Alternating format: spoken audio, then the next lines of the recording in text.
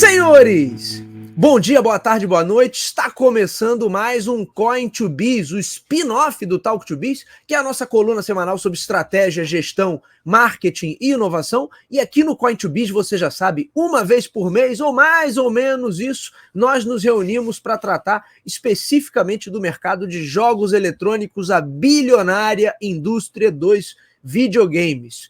O meu nome é Bruno Garcia, eu sou professor e profissional na área de marketing e business e trago mais uma vez para esta bancada o nosso querido amigo Ítalo Cassini. Ítalo, seja muito bem-vindo a mais um Coin2Biz. Opa, valeu, estamos aí. Lembrando sempre a vocês que esse podcast está lá disponível nas principais plataformas de podcast na atualidade e você pode ir nos nossos endereços virtuais, talk2biz.com, talk2biz.com.br e coin2biz.com.br. Todos esses endereços levarão os senhores ao mesmo destino, que é o feed do nosso programa. Fica sempre o convite para que conheçam o nosso canal no YouTube, além de todos os episódios do podcast. Tem também alguns conteúdos exclusivos em vídeo, vale a pena dar uma olhada no que a gente produz por lá. Senhor Ítalo Cassini, estamos reunidos mais uma vez e dessa vez é aquele programa meio que de atualização, porque vamos falar da nova geração, mas nova que não é nova, né, Ítalo? Porque agora eles estão com essa mania, eles lançam uma geração e no meio da geração eles lançam uma atualização de hardware, coisa que até é interessante falar sobre isso, que até acontecia em gerações passadas. Você tinha algumas atualizações de hardware, mas quase sempre no sentido de tornar o hardware mais barato, mais enxuto, mais otimizado, e não que você aumentasse a potência, né, da geração. Então você não teve, por exemplo, na geração do Mega Drive ou do Super Nintendo, um Mega Drive Pro, ou um Super Nintendo Pro, um Hyper Super Nintendo, você não teve nada disso, embora você tenha tido, por exemplo, Sega CD, você tinha algumas, vamos dizer assim, algumas expansões de hardware, o próprio 32X, mas que 32X foi um grande fiasco, né? Eu tive até um 32X na época. E agora não, agora estamos, por exemplo, na 9ª geração, e aí, tanto Sony quanto Microsoft já anunciaram atualizações em hardware. Portanto, a gente deve ter um novo hardware da linha Xbox e já está sendo mais do que falado, já é mais do que conhecido que teremos um PlayStation 5 Pro. Da mesma forma que na última geração tivemos o Play 4 Pro e a linha, antes era o Xbox One, e aí você teve o Xbox One X, S, não é isso? E tinha ainda tinha duas versões ali, enfim, mas é a 9ª geração e meia, Ítalo, vamos colocar dessa forma. Ao mesmo tempo, tá para chegar aí para o final do ano ou para 2025, alguns rumores já dizem que vai ficar para 2025, um Nintendo Switch 2, que tecnicamente nem é da 9ª geração, é da geração anterior, mas agora chega com um novo hardware, e aí sim para competir diretamente na 9ª geração. E aí o nosso objetivo aqui é entender o que pode vir nesses aparelhos. A gente estava aqui falando, né, Ítalo, antes de começar a gravar, de resolução. O Play 5 já promete 4K ou 8K em alguns momentos. A gente sabe que é uma promessa meio fake, né? A gente está na era das promessas fake, né? Essa semana saiu lá a Amazon, que o sistema da Amazon Go era, na verdade, 1000 indianos que ficavam lá monitorando as câmeras, o Ítalo. Então, será que o upscaling do 8K do Play 5 são 5.000 indianos para fazer esse upscaling acontecer na sua tela, Ítalo? A gente não sabe, nós não podemos confiar mais nessas grandes empresas de tecnologia. Então, vamos falar aqui, senhores, da nova geração, dessa geração e meia, dessa metade de geração, do que vem por aí, quais são as perspectivas e o que a gente pode esperar daqui por diante. Ítalo, a gente pode começar, de repente, falando sobre Sony, que, no final das contas, está sendo a grande vencedora da 9ª geração. Aliás, ela vem sendo a grande vencedora nas últimas gerações todas, mas eu lembro que há 2 anos atrás, quando a gente falava de Xbox e da força, da potência ali do serviço de cloud, do Game Pass, havia toda uma questão assim, nossa, a Microsoft realmente está imparável, assim, e a Sony acusava esse golpe, porque a Sony mostrava o tempo todo muita preocupação com qualquer movimento que a Microsoft fizesse. Por exemplo, quando a Microsoft anuncia a compra da Activision Blizzard, toda a campanha que a Sony fez, quer dizer, não, isso não pode, não vai dar certo, não é assim, não é? No entanto, ano após ano, essa nova geração foi lançada ali naquele ano da pandemia, mas ano após ano, as vendas do PS5 vêm se distanciando. Então, assim, Sim. hoje a gente tem mais ou menos o dobro de PS5 em relação aos consoles Xbox Series S ou SX, né? Ou seja, a Sony acelerou, e apesar deles terem feito meio que uma reclamação no início do ano, numa conferência lá para acionistas, e aí falou, o resultado não está como esperado, mas assim, como não está como esperado, né? O que mais precisa para esse resultado estar como esperado? Porque, na verdade, se a gente comparar com o ritmo de vendas de outras gerações, eu acho que está no mesmo ritmo ou até mais acelerado, porque a gente sabe que esse período, principalmente ali no início de pandemia, acelerou e muito a adoção dessa nova geração. Sim. E aí agora, todos os rumores indicam um Play 5 Pro. No entanto, tudo é rumor, né, Ítalo? Mas a gente vai falar aqui basicamente de rumores e das informações que a gente tem hoje circulando no mercado. Ao mesmo tempo, surgem análises falando assim, olha, esse Play 5 Pro não vai ser capaz de rodar GTA 6 na configuração máxima. Quer dizer, então, tecnicamente, o que o cara está me dizendo? Que uma nova geração, que ainda nem foi lançada, não vai ser capaz de rodar um jogo que também ainda não foi lançado. Que ainda tá... Ô, Ítalo, isso é uma loucura. Então, eu me pergunto, ô Ítalo, se tem necessidade de fato, né, dessa atualização de hardware, ou se eles não estão propositalmente encurtando o ciclo de vida desses produtos para, de repente, tentar forçar uma venda ali, sabe? Porque antes você tinha o ciclo de vida de uma geração de, sei lá, de 6, 7 a 8 anos, né, para cada geração ali. Agora você está falando de 3 a 4 anos e eu tenho uma atualização de hardware. Eu sei também que os videogames estão cada vez mais parecidos com o PC. Não por acaso você atualiza ali, você escolhe a resolução que você quer jogar, se ativa ou não ativa determinado efeito, e né, tá cada vez mais com cara de PC game. A nossa conversa devia ir por aí, na verdade, né? De tipo, então vamos lá. Manda aí. Então, vamos lá. O que a gente tem imaginado, tem visto agora, né, é que como os consoles estão cada vez mais próximos do PC, em questão das specs, ali, das características e a forma que o jogo roda nele, a tecnologia ela evolui muito rápido, né? E está acontecendo de uma forma exponencial. Então, o que acontece é que os consoles eles precisam ser fabricados para durar bastante. Eles têm que atravessar uma geração, né? Só que com a atualização dos PCs de forma tão rápida, essa atualização dos consoles ela acaba tendo que ser mais rápido também, porque existe o mercado de desenvolvimento de jogos para PC e que a gente sabe que a própria Sony e a Microsoft não querem estar de fora disso, né? Estão linkadas ali com isso, né? Estão linkadas diretamente com isso. A Microsoft, pelo serviço de Game Pass dela, né, apesar de existir o cloud, aquela questão da computação lá via cloud, mas eles estão muito dentro dessa parada. E a Sony agora fazendo um remaster, ou fazendo um port dos seus jogos direto para o PC também. Então o PC ele é muito presente.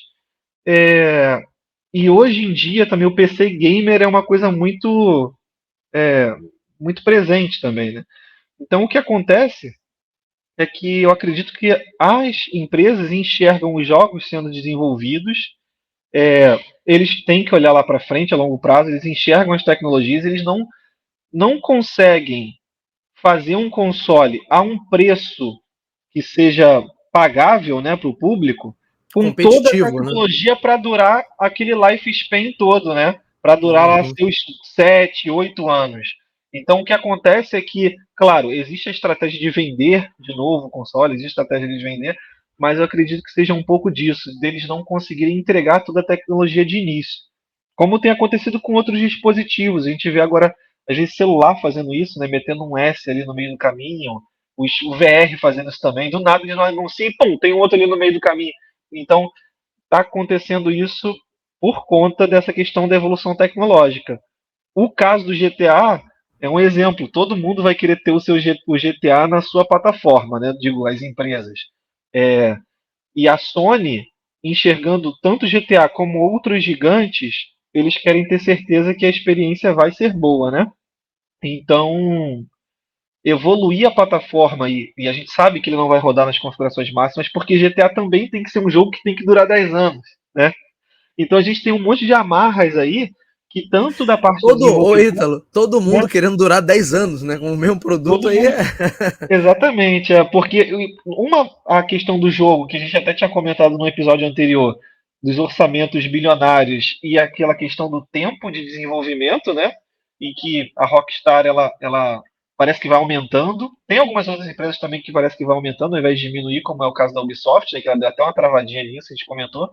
Mas a Rockstar ela faz o jogo para durar 10 anos e geralmente ela demora muito tempo desenvolvendo. E aí no meio desse desenvolvimento é feito ajustes, né, no que aquele jogo vai ser. Então assim, sei lá, quando começou há 8 anos atrás, 7 anos atrás o desenvolvimento do GTA 6, esperava-se que seria uma coisa para o próximo console lá para frente, mas ainda não tinha travado como que ele seria graficamente e tecnologicamente. Então ali foi evoluindo ao longo do tempo, é planejamento. E os consoles também. Não tinha fixado como seria dois consoles à frente, né? Porque foi isso que ele fez, ele pulou dois consoles. É, É porque, na então eu acho verdade, que. não tinha nem saído o PS4, né? Naquela época. Foi lançado pro Exatamente, é isso 3, aí. né? É isso aí. E aí foram. É por isso também que eles não têm uma franquia só. O Red Dead ele serve para isso, ele faz essa ponte. O Red Dead Redemption ele faz essa ponte. Ele é a meia tecnologia que a partir dali eles vão meio que definir qual vai ser o gráfico, qual vai ser a AI, qual vai ser o escopo, né? De tecnológico, densidade de personagens, tudo mais do próximo jogo, que é o GTA. Então, assim, Fantástico esse comentário seu, é, Ítalo. Eu não sabia. é, É muito inteligente isso, né? Quer dizer, eu uso uma exatamente. franquia que é a franquia meio que balão de ensaio ali. Sim, tanto que foi visto depois do trailer e naqueles vazamentos que houveram no GTA 6, muito de tecnologia, tanto gráfica quanto tecnologia de simulações, né? Como vai ser o céu, como vai ser o clima, que já tudo muito similar ao que estava no Red Dead Redemption, a vegetação, como que se comportava, a animação, densidade, tudo isso que foi visto no GTA 6 você enxerga como um passo à frente ou coisa muito similar ao que entregou no jogo anterior da série Red Dead, né? Então eles fazem isso. E é isso. O PlayStation, todos os consoles eles vão evoluindo dessa forma. Eu acredito que eles não conseguem acompanhar. Se a gente for falar um pouco de resolução, que eu acho bem válido aqui, Boa, né? vamos falar, O, vamos falar. o PS5 ele promete, né, em alguns casos, 4K 120, né? E esse 4K 120 ele só vem em jogos específicos, é, muitos graficamente e com a questão de processamento leve, né? Ele consegue atingir, e alguns multiplayer que você consegue ativar essa forma. E às vezes, quando você joga a 120, alguns jogos caem para 1080p, né? O HD. Então tem essa questão. Agora, o lance do 8K, do 4K, se a pessoa não estiver utilizando uma TV, sei lá, de 50 e poucos, 60 e poucas polegadas, não vai fazer nem diferença ela usar 4K ou 8K. Porque, na verdade, o que a gente está falando sobre o negócio do upscaling, né? O console faz o upscaling para exibir a sua imagem. Então, internamente, a imagem está sendo renderizada numa resolução menor já. Entendeu? Então, quando a gente vê em 4K, um jogo que fala assim, pô, esse jogo realmente está em 4K no console. Na verdade, ele não está em 4K. Às vezes ele está um pouco a mais do que 2, 3K e ele está sendo feito upscale para aquela resolução, né? O que faz alguma diferença gráfica, entendeu? Mas hoje em dia, se você está com uma TV ali grande, 60 e poucas polegadas, 60 polegadas, e você está jogando um jogo a 1440p, que é 2K e meio, ou 4K, visualmente, para o grande público, não tem diferença nenhuma. Entendeu? Visualmente, Imperceptível, né? é por causa do tamanho da tela, densidade de pixels, né, e a resolução que está sendo exibida. Então, assim, quando você promete 8K, é mais um número que eles estão colocando ali como uma característica do console para a pessoa falar, poxa, mas o meu não faz 8. E aí, tá entendendo? E a pessoa tem aquela vontade de comprar do que realmente fazer 8. Não vai fazer diferença. Entendeu? Essa que é a questão. Talvez ele consiga agora rodar os nativos 4K, ou chegue próximo dos nativos 4K. Mas olhando para o próprio PC, a gente já vê a maioria dos jogos já não Não rodam roda. 4K nativo. Não roda, São pois é. poucos jogos que rodam 4K nativo e não atingem os 120 FPS. Você precisa de um PC hoje de 15, 20 mil reais para rodar um jogo a 4K. Não, não é o console de 3 e pouco, 4 mil que vai fazer isso Vai sem fazer esse tirar milagre, uma né? coisa. Não é mágica. Não existe mágica nessa história. É raro ali a tecnologia existente atual, né? Ô, Ítalo, e agora eles ainda no Play 5 Pro, aí vão destacar ainda mais essa coisa do 8K, que é alguns dos rumores que a gente estava comentando aqui. Quer dizer, a matéria aqui do Adrenaline PS5 Pro mira até em 8K a 60 FPS, mas eles fizeram questão de botar bem grande aqui no título, rumor. Pra ninguém depois vir cobrar isso deles, né? Eu acredito que rodando um joguinho desse tipo, sei lá, Minecraft, esses jogos tipo Terraria, que é muito assim leve, né, de processamento, é mais e processamento gráfico também muito leve, eles devem atingir isso talvez até de forma nativa, né? E é aquilo, a evolução também tem que acompanhar as TVs, então a gente tem uma limitação técnica por parte do HDMI 2.1. Essa aí é a limitação máxima, se eu não me engano. Posso até conferir depois, mas é 8K 60, que ele consegue transmitir pelo HDMI 2.1. Então não tem como ir além disso. Se a gente vê alguma promessa além disso, já está errado. Já tá E teria que esquisito, né? atualizar o protocolo lá do HDMI para conseguir ser maior que isso, né? Mas a gente tem essa questão. Então, até para, por exemplo, a pessoa jogar 120 FPS no 4K, ela precisa ter uma TV atual com suporte ao protocolo HDMI 2.1, com o cabo correto, né? Ele vem com um cabo, mas bem safado, assim, de 1 metro, 1,20 m. Geralmente a pessoa ainda tem que comprar um cabo porque o console não fica tão perto da TV ou não tem, entendeu? Então tem essa questão tecnológica, que não é só o 4K, tipo, as tecnologias do console têm que conversar com as TVs atuais. Então, é tudo uma questão de que se a pessoa estiver só atualizando o console, tipo assim, tem um PS4, vou partir o PS5, ele vai ter uma melhoria, claro, os jogos, a gente já sabe que está vindo mais bonito, mais complexo e tal, visualmente, mas ainda tem a questão da TV, né? É um outro assunto.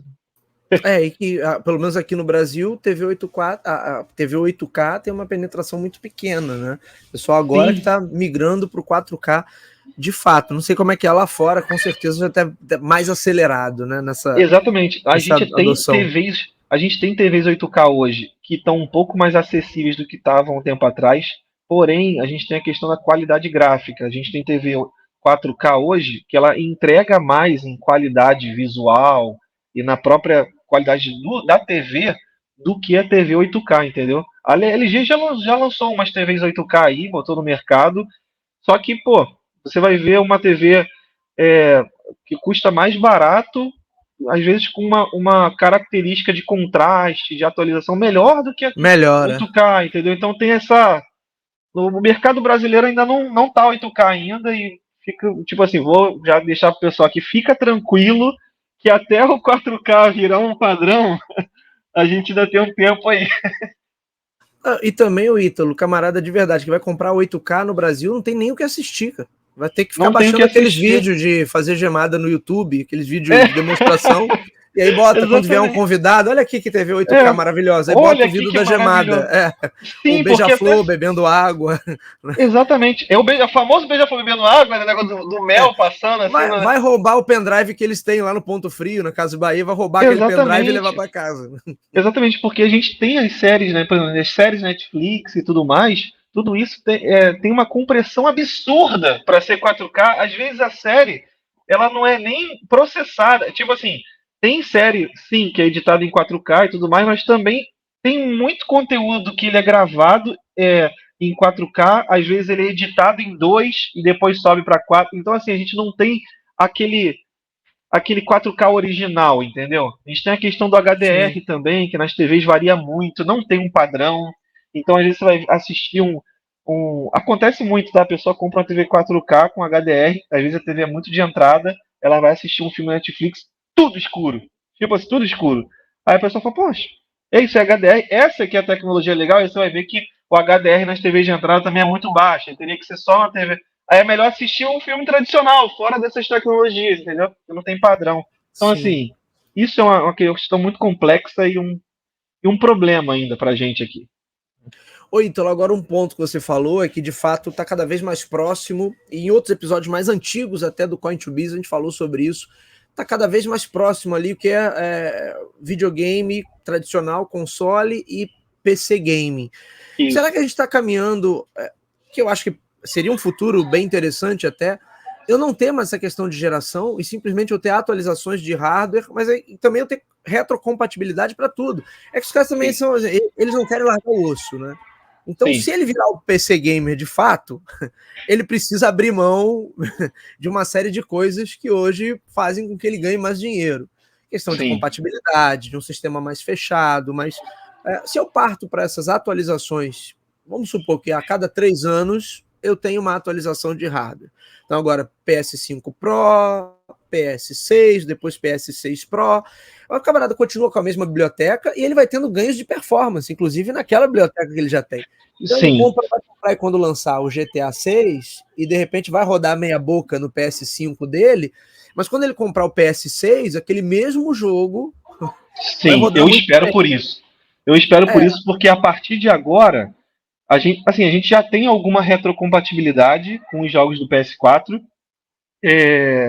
mas eu acredito que sim, a partir de agora a gente vai ter ali uma biblioteca mais consolidada, né, de não precisar jogar fora o que vem para trás, porque as tecnologias que estão sendo, pelo menos até agora, o que está sendo colocado no PC e o que está sendo transferido para os consoles, tem a questão de memória com Smart Access, a questão do SSD bem rápido, né, o carregamento em si, a forma com que a placa de vídeo está trabalhando e o sistema no geral, eles agregaram a esses jogos atuais, né, para quem está desenvolvendo, utilizando essas features, mas isso não impede realmente a retrocompatibilidade. E acho que daqui para frente realmente não vai impedir não. Se a pessoa comprou lá no PS5 dela o Spider-Man 2, eu acredito que, sei lá, bem para a geração para frente esse jogo vai estar disponível ainda, porque tudo que está vindo lá na frente, no mínimo, vai ter essa tecnologia, né? Não foi uma, como é que eu vou dizer,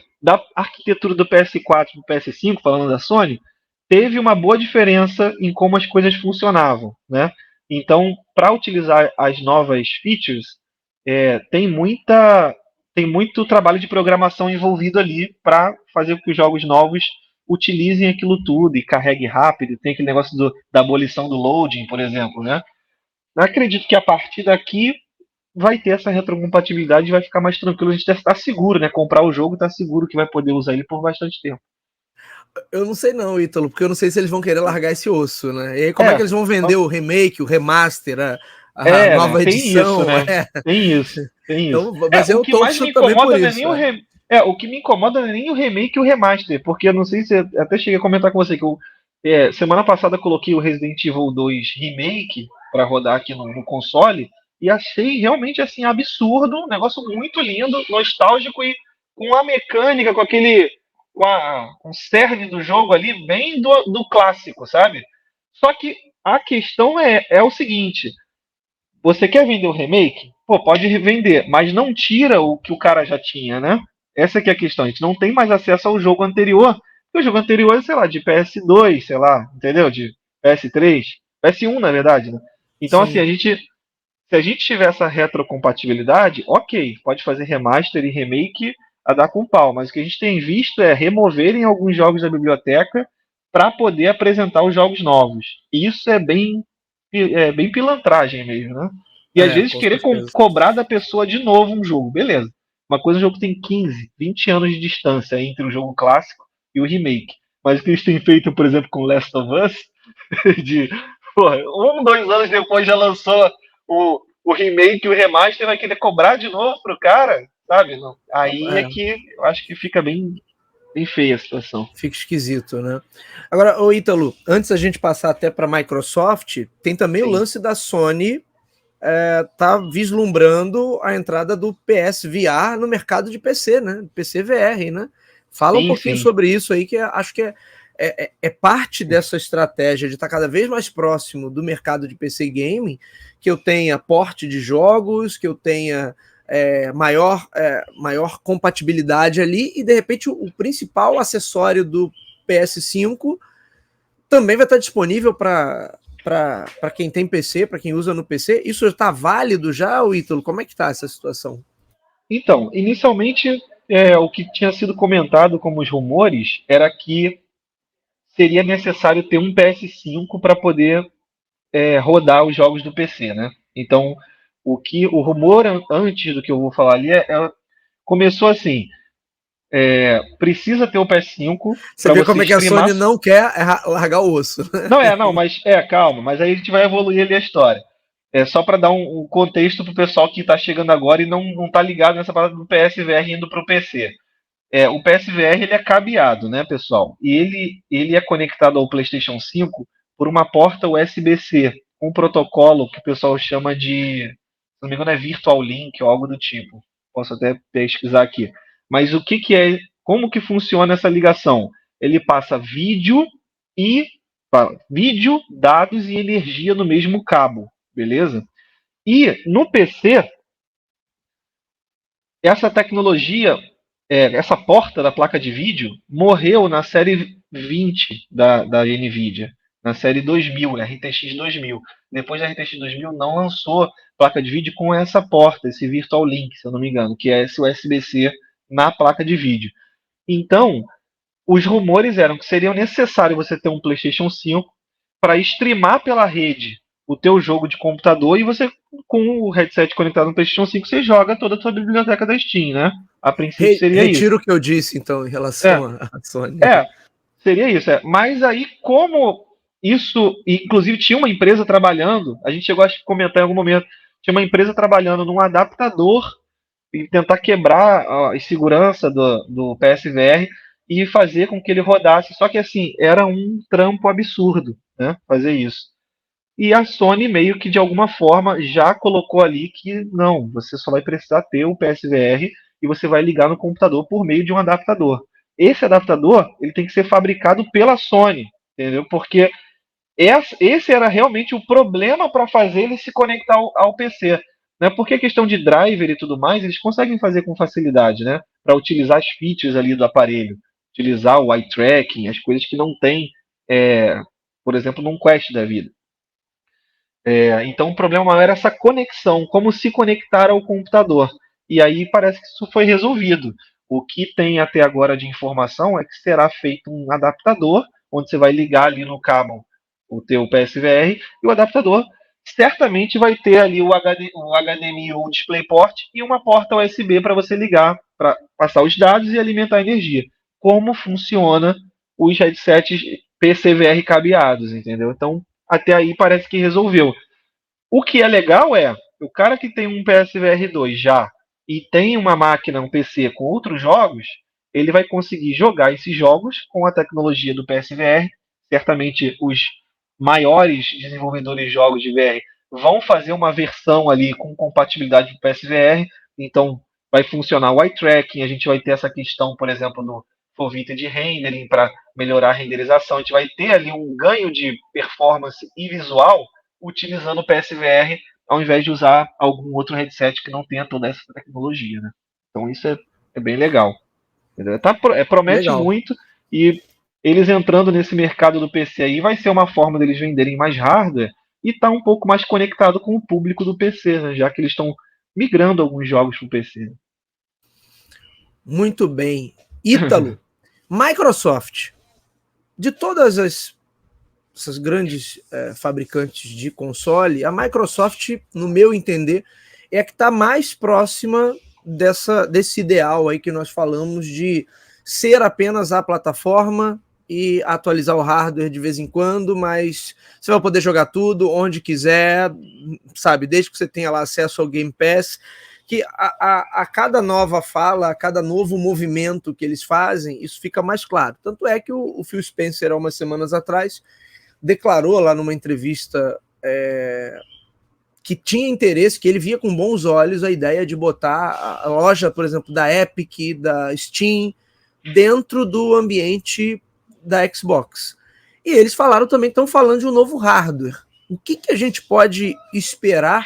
Microsoft vai, de fato, abraçar essa ideia de ser a plataforma, e se tiver um hardware vai ser só mais uma atualização, como ela já fez em outras situações.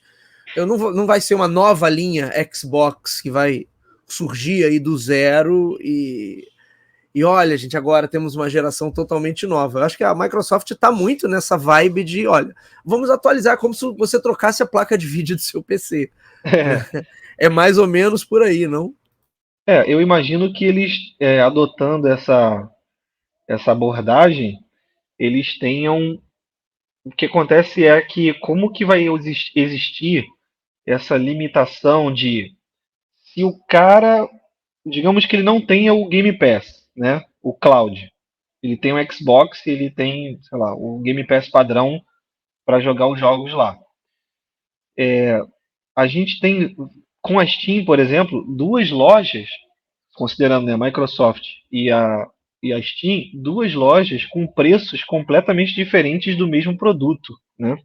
E falando da cloud, a possibilidade de jogar de graça aquele mesmo jogo. Então, eu não consigo imaginar uma forma organizada e uma forma lógica. Por exemplo, como que vai ser para o desenvolvedor? O cara é desenvolvedor e ele quer lançar o jogo dele para o Xbox e para a Steam. Como que ele vai fazer? Como é que ele vai precificar? Como que vai funcionar isso? Se uma loja vai estar dentro da outra, né? Então, uma coisa é o jogo está disponível no Game Pass, né? O cara vai pagar ali a mensalidade, beleza, vai jogar.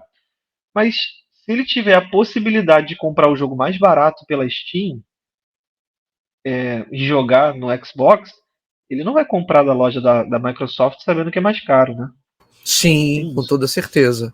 E esse é um aí, ponto importante, crítico, né? e aí vai existir, a gente começa a pensar no que vai ser, por exemplo, os contratos de exclusivos temporários, porque se, digamos, a estratégia principal dessas empresas de console é monetizar a partir do software e não do hardware, essencialmente, né? Eles vão ter que ter uma cartela de jogos, de títulos, que sejam pelo menos exclusivos temporariamente. Porque senão como que o cara do Xbox vai comprar o jogo do Xbox se ele puder comprar o do Steam e fazer crossplay, né? É meio estranho isso, né? Isso entra um pouco naquela história lá do lance do. Lembra do metaverso, de como que as moedas funcionam ali entre os mundos, entre os sistemas, as plataformas. É muito doido. Como que isso vai funcionar, né? Aí talvez a gente tenha que esperar os próximos episódios para entender melhor isso aí. Na verdade, ele fala isso, mas fala assim, seria legal, né? Ele não disse que vai ter, né? Não, seria legal sim, seria legal. Tanto que o que acontece, por exemplo, com outros dispositivos, uma TV Smart ou o próprio Steam Deck, por exemplo, né, de você conseguir instalar ali outras coisas, isso é super legal, você ter acesso ao jogo de qualquer lugar e diversas plataformas disponíveis num dispositivo só, né? Agora, isso para o lado da empresa, né, da visão da empresa de estratégia, é que eu fico meio confuso. Talvez teria que colocar as coisas no papel para pensar melhor como que funcionaria, né, a venda desses jogos, né? Porque o Phil Spencer, ele tem a visão dele de, no meu entender, né, transformar o Xbox nesse grande hub onde o cara vai ter a conexão suprema com tudo que ele quiser jogar na vida dele. Né? Do mobile, a Steam, sabe? Então ele, se eu puder botar todo mundo aqui dentro pro camarada com uma assinatura só, gerenciar tudo, pô, seria sensacional, né? Eu acho que é assim, o modelo ideal, né? Mas eu não sei se isso, como você falou, tem muitos entraves aí e muitas questões que acabam atingindo a própria Microsoft, né? Mas você veja como é que ele está empenhado em de fato criar esse ambiente mais aberto. Eu não sei, eu não consigo avaliar, o Ítalo, quanto isso é bom hoje para os demais players, né? Eu sei que para ele a nível de trazer assinatura, parece interessante, mas eu acho que tem algumas ressalvas aí também. Mas vocês vejam que alguns exclusivos eles anunciaram recentemente para Play 5, né? Então, agora, tem uma coisa boa aí. Tem uma coisa interessante aí. A biblioteca da Steam é imensa, né? Então, integrar a sua biblioteca no seu console vai ter jogos ali que a pessoa vai jogar que não existem no ramo dos consoles, né? Isso pode ser uma coisa interessante.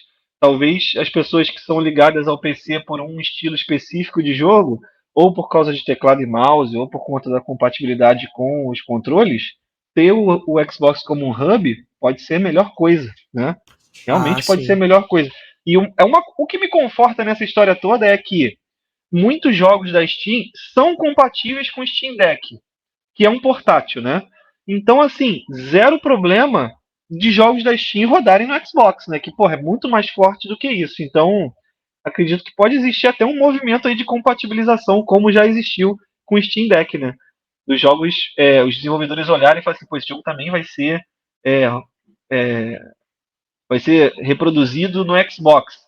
Então, ele pode ser reproduzido por lá. Então, eu vou fazer aqui a minha compatibilização.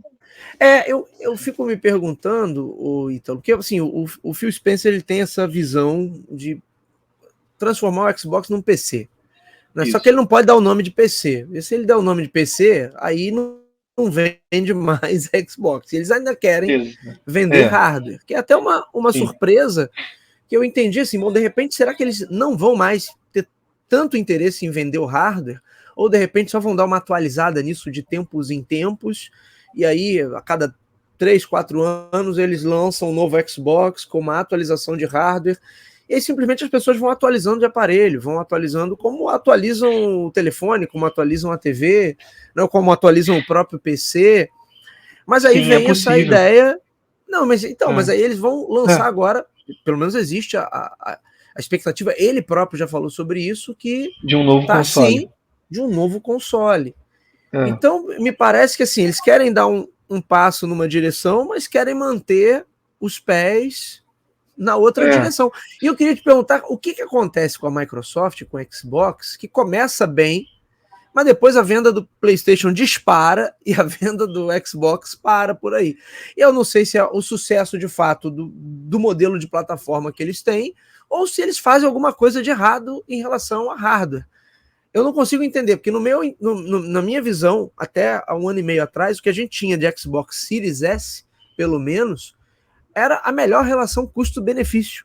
Era o mais competitivo que você tinha. E não entendo por que a coisa em algum momento desanda. Ou eles dão pouco enfoque nisso, ou de fato está todo mundo assinando o Game Pass e aí joga por onde quiser, e aí eu não faço mais questão do aparelho. Qual é o problema aí? Qual o segredo? Então, eu também fico meio perdido nessa história, porque hoje a gente tem a questão dos jogos, né? Se o jogo é exclusivo ou não. E a Microsoft, ela já, apesar dela ter adquirido alguns estúdios grandes, muitos estúdios grandes, parece de alguma forma que ela não está dando mais enfoque em exclusividade. Tanto que, ela quer que o jogo dela apareça em diversas plataformas. E de alguma forma eu acho que para você vender console e fazer sucesso, você precisa de títulos muito relevantes e que mostrem o nome reforcem o nome da marca. Tipo assim, eu não estou falando isso como sonista, porque assim, eu gosto de todos os consoles, todos os jogos, gosto da Nintendo, por exemplo, também, do Xbox já tive, foi um dos melhores momentos, inclusive, de game da minha vida, foi com o Xbox 360, entendeu? E Super Nintendo. Esses dois consoles foram os mais marcantes até hoje.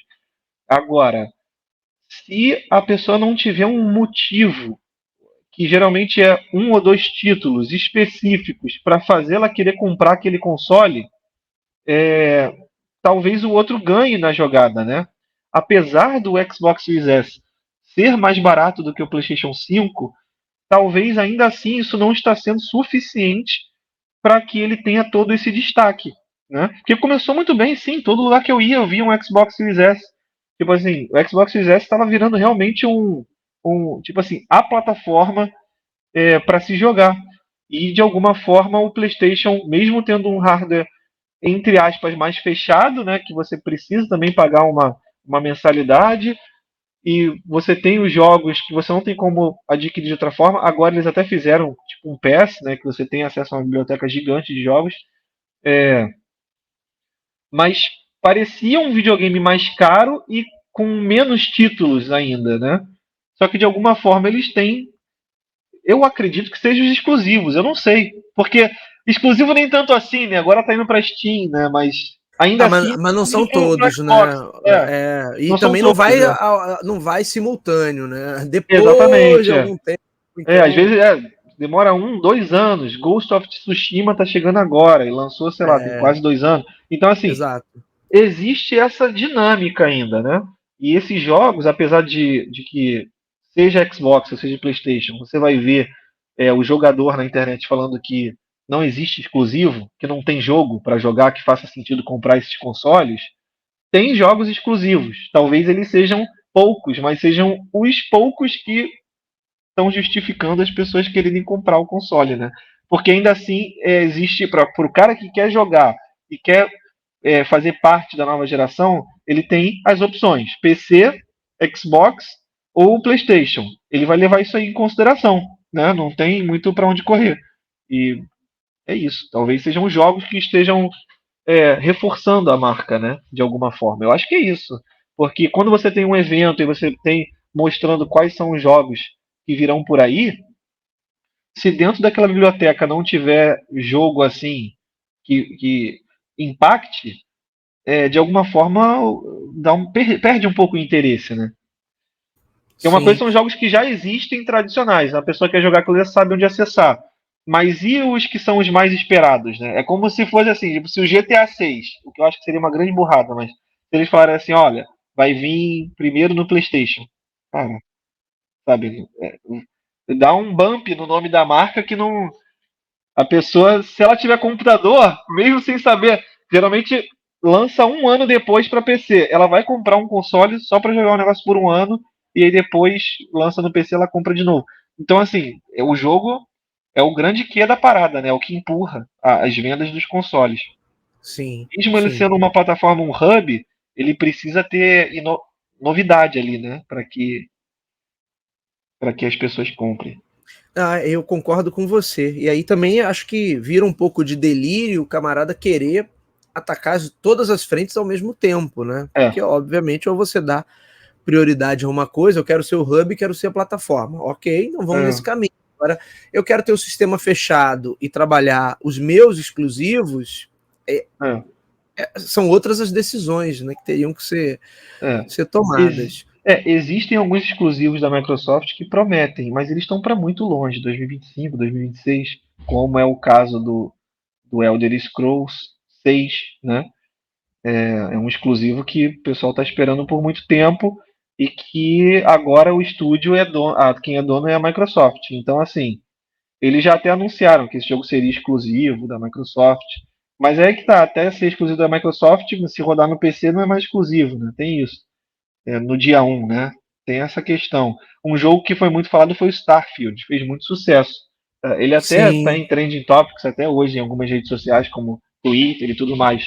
Mas como ele é um jogo que é multiplataforma, no sentido de que ele também está disponível no PC, eu não sei o quanto que. Sabe, eu não sei o quanto que o nome da Microsoft e o nome do Xbox cresce por ele não ser 100% exclusivo, né?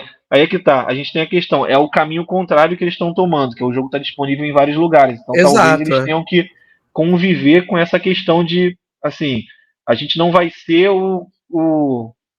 digamos, a escolha para alguns jogos, sei lá, não sei muito Não, o que não, fazer. não vamos vender mais tanto hardware. Acho que o trade-off é É, esse, né? Eu quero ser exatamente, plataforma, eu tenho que vender assinatura, e isso já é, desestimula o camarada a ter o hardware. Eu, por exemplo, fui exatamente, assinante Game Pass aqui durante mais de um ano e nunca tive o Xbox, eu jogava no notebook. exatamente. O Então, cara, assim, por exemplo, escolhe comprar um iMac, por exemplo, é, digamos, para o dia a dia ou trabalhar, ele precisa ter um motivo, além de ser só a plataforma, né? Esse programa específico só tem no iMac, é por isso que faz sentido trabalhar com ele. Sei lá, produção audiovisual, produção, sei lá, design. Ah, porque a tela dele, se eu quiser ter um monitor igual ao dele, eu preciso gastar, entendeu? E aí tem uma solução ali. Então ele tem que ter uma exclusividade em alguma coisa. Se ele não tiver uma exclusividade em alguma coisa, é aquilo, né? Ele quer ser tudo e ao mesmo tempo ele pode ser que não seja nada. Essa aqui e acho que para a gente fechar e passar para a Nintendo, eu acho que essa estratégia da Microsoft, que eu acho uma estratégia incrível, assim, genial, e desde o começo vem elogiando, mas sempre fiz uma ressalva que eu acho que é cada dia mais evidente, assim, o cuidado para não tornar aquilo ali qualquer coisa. Que você até comenta, sabe, né? Que senão vai virar commodity o negócio ali, né? Commodity, como é, de certa maneira, o mercado mobile. Os jogos são commodity. O cara tem que fazer assim, eu tenho que torcer, trabalhar para que as pessoas continuem jogando bastante, crie uma comunidade ali, comprem itens dentro do jogo, porque pagar pelo jogo, ninguém paga mais. Exatamente. Então, isso é que tá. Tem a questão do valor percebido que eles têm que trabalhar, não é? É aquela questão, não é a quantidade, eles têm que inserir um negócio ali com qualidade, ter títulos de qualidade e com um nome bem forte para poder impulsionar a marca e vender console. Se eles falam assim, mas aqui você pagar uma mensalidade, você tem, sei lá, 10 mil jogos. Né? Quais são esses 10 mil jogos? Entendeu? Sim. Será que é o que o público quer jogar hoje? Tá entendendo? É o que o público espera? Voltamos aos 14 mil jogos da Steam, né? É isso aí. A maioria, a galera vai ter que contratar indianos para jogar jogos que não são jogados por ninguém. A inteligência artificial indiana da Amazon vai ser contratada, o Ítalo, para jogar jogos que ninguém nunca jogou, para ouvir músicas que ninguém. Inclusive, um camarada lá na Dinamarca essa semana foi em cano, né? Porque deu um prejuízo lá no Spotify, porque criou bots para ouvir as próprias músicas, né? Que aí descobriram, mandaram ele em canto, tá condenado. Então, para ele poder receber, né? Porque o Spotify é por minutagem, né? O negócio. Exato. Então ele criou os bots para ouvir as músicas que ele próprio subiu, e aí. Só que a galera descobriu, e ele já tinha recebido uma grana, parece tanto do Spotify quanto da Apple Music. Mas enfim, voltando para os videogames, voltando para os videogames, nosso último tópico, Ítalo, Nintendo Switch 2. Também pouco sabemos, muito se fala, mas pouco se sabe oficialmente. Alguns rumores que surgiram aqui. Switch 2 pode ter performance de PS4 Pro e autonomia maior que o Steam Deck. Eu confesso que eu não sei nada sobre a autonomia do Steam Deck. Não sei se é uma autonomia tão ruim assim, mas não deve ser muita coisa para eles estarem já querendo se comparar à autonomia do Steam Deck. E a performance do PS4 Pro, acho que está dentro da estratégia da Nintendo, né, de estar sempre, vamos dizer assim, um nível abaixo em termos tecnológicos, né? Não trabalhar com hardware de ponta. Até porque eles não conseguiriam enfiar um hardware tão forte como o dos consoles atuais dentro do tipo de console de um portátil, né? Não dá. Eu acho que é por aí. Agora, eu acho legal essa estratégia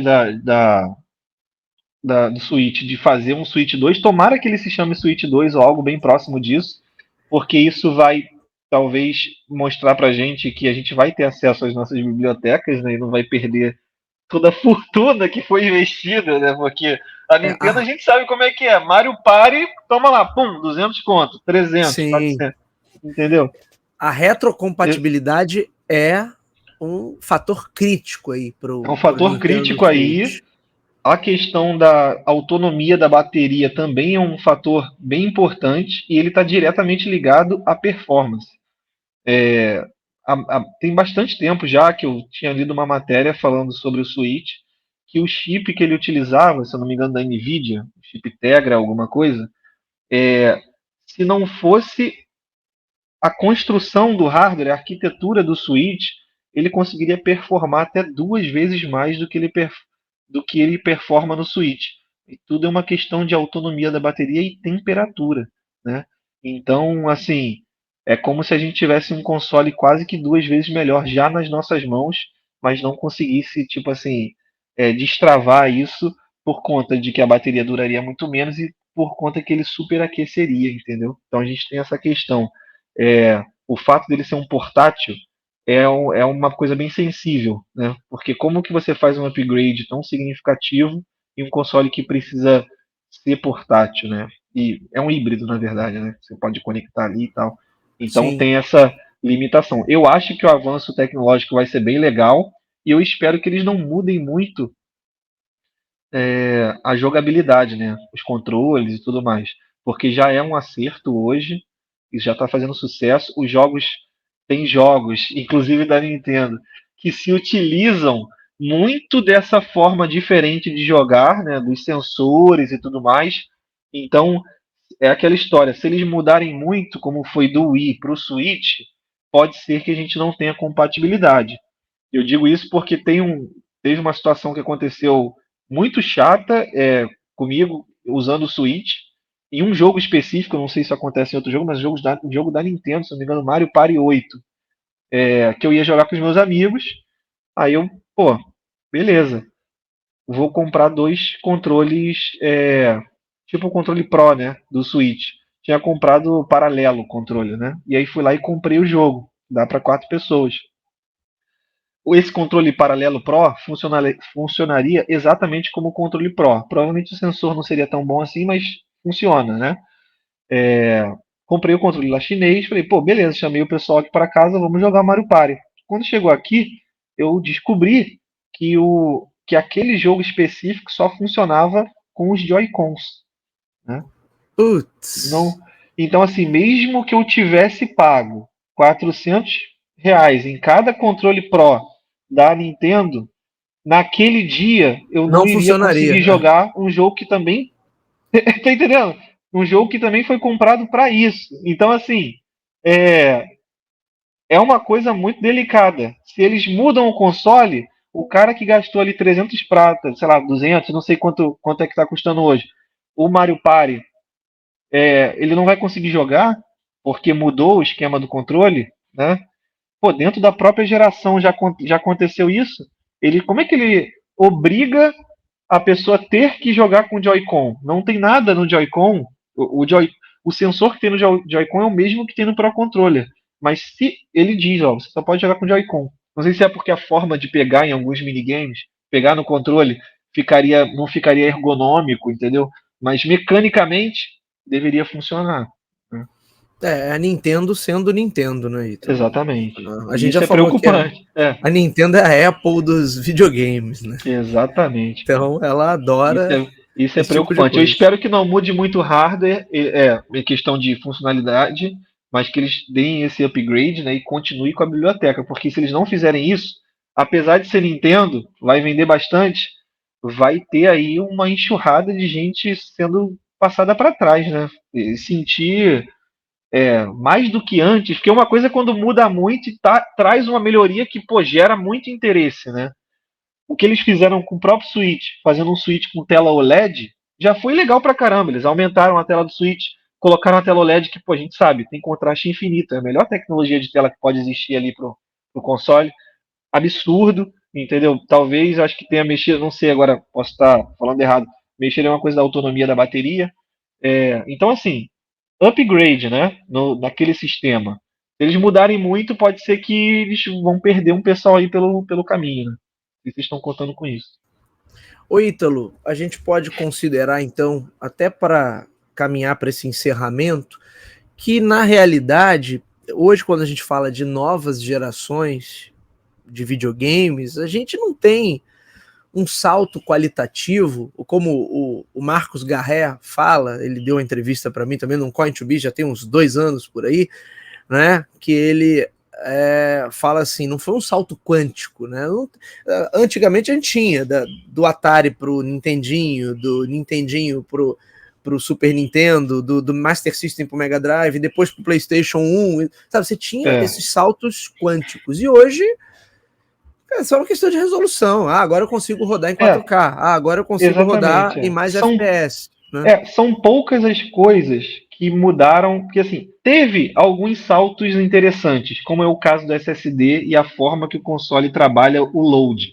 Realmente, tem Ah, jogos que sim, não isso é tem um load. ganho, é um ganho Isso é um ganho, inegável. isso é um ganho inegável, mas a gente ainda tem, por exemplo, jogos sendo desenvolvidos que não se utilizam das tecnologias que faz isso ser possível.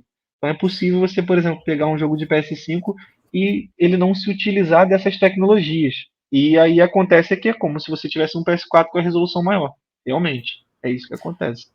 Mas até essa tecnologia, assim, Não é visualmente, exato, não não é é uma impactante conveniência, né? é uma É isso. conveniência só. Não é assim, caramba, mudou completamente agora. Preciso disso. Não é assim, Exato, era diferente exatamente. você ver um jogo do Mega Drive e depois pegar um jogo do PlayStation, né? Você tinha Exatamente, uma isso. distância visual ali muito Tinha uma grande. distância, E exatamente. esse Hoje impacto em se dia não é. perdeu, né, Ítalo? Se Esse impacto perdeu. se perdeu, e eu acho que também boa parte disso não é só nem a questão da evolução do hardware em si, é a questão que a gente até comentou, não especificamente sobre isso, mas abordando um pouco de como os desenvolvedores fazem os jogos, né? Hoje o desenvolvedor ele faz o jogo para diversas plataformas diferentes. Então, assim, no jogo que você vê que foi feito especificamente para plataforma, pode ser que tenha até aquele fator, uau, caraca, eu não esperava por isso, entendeu? Mas aí são muito poucos, são aqueles jogos feitos só para vender o console mesmo. E a partir dali, quando você vai para a biblioteca tradicional, você já não tem aquele, tipo assim, aquele fator de se impressionar e de falar, caramba, houve um salto tecnológico aqui, entendeu? Quando eu comprei o PlayStation e joguei o primeiro joguinho demo pela primeira vez, ele se utiliza de todos os aparatos, né? O controle oferecendo resistência e tal, vibração diferente, toda a tecnologia visual, tudo ali na tela, sem load, tudo mais. Pô, aquilo ali é impressionante. Mas saiu aquele joguinho e eu fui para qualquer outro jogo que foi lançado junto, você já, pô, cadê? Já, Entendeu? Porque não é. teve ali aquele. Então, assim, não basta nem só ter a evolução do hardware. Existe um movimento que tem que acompanhar todo mundo junto. E talvez esses sejam, por exemplo, um dos motivos do Nintendo fazer tanto sucesso, né? Porque quando Exatamente. ele muda e muda a forma da pessoa de jogar, aquilo ali causa ali a pessoa fica impressionada, né? Mas realmente hoje a evolução tecnológica, as gerações, elas têm menos salto assim, é, a pessoa fica impressionada, né? Caramba, isso aqui tá perfeito, tá muito bonito, né? Não tem mais esse negócio. Realmente não tem. Acho que a coisa já evoluiu tanto que já não tem mais como causar esse tipo de efeito, né? Exatamente. O efeito que vai causar agora é menor. É tipo assim, o É, cenário que a gente vê que tinham 10 árvores aparentes, agora pode ter 30, 40, mas a árvore é a mesma, sabe? Não, é isso, não tem um. e quando já tem 1 milhão de árvores aparentes e muito bem renderizadas, ter 10 milhões já não faz diferença para os teus olhos, né? Exatamente, não faz mais tanta diferença assim. Não muda a forma que você enxerga aquele asset, né? Muito bem. Ítalo Cassini, quero te agradecer por mais essa participação. Estamos encerrando mais um Coin2Biz brilhante. Quero te agradecer por sua contribuição em mais um episódio, meu amigo. Eu que agradeço a oportunidade de participar do programa. É sempre muito bom estar aqui falando e conversando sobre games com você. Com certeza, muito bom mesmo. Muito bem, eu agradeço ao meu querido Ítalo Cassini e agradeço a você que está nos ouvindo ou está nos assistindo. O Coin2Biz, você já sabe, está disponível nas principais plataformas de podcast da atualidade. Ele integra o feed do Talk2Biz. Você vai buscar por Talk, o número 2 e Biz, que vai nos encontrar.